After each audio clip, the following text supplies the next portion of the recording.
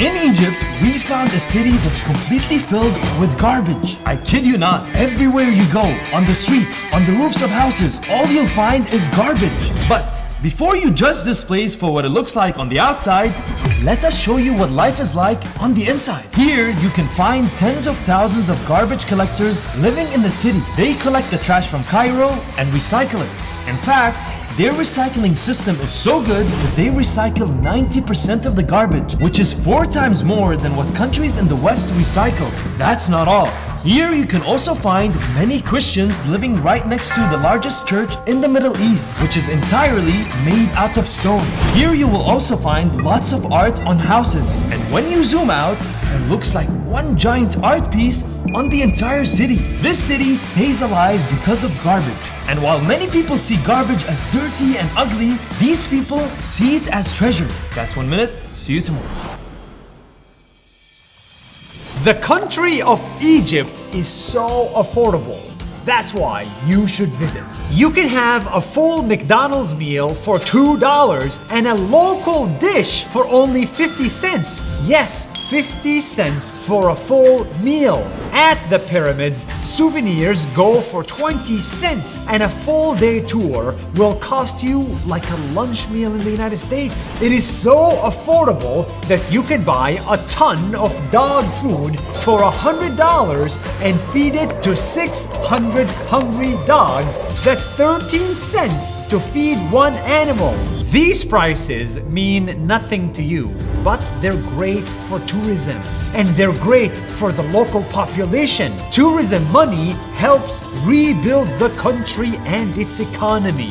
So, go visit Egypt. Trust me, it's worth it. That's 1 minute. See you tomorrow.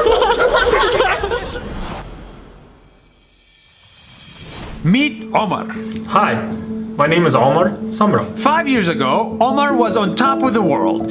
He had just climbed the 7 summits, including Everest Mountain, and he was about to have his first child with the love of his life. It doesn't get better than this. But right after giving birth to his daughter, his wife unexpectedly passed away. He got devastated, and like most people in that situation, he almost gave up. But Omar did not. He picked himself up and dedicated himself to continuing his wife's work. Reaching over 100,000 kids. He trained day and night to reach the North and South Pole. He attempted to cross the Atlantic Ocean by rowing and plans to go to space in the near future. And to commemorate his wife, he named an entire mountain in Antarctica after her. This mountain is called Mount Marwa because he was the first to climb it. Omar is a reminder that when life drags you to the absolute bottom, the only way from there is up. That's 1 minute. See you tomorrow!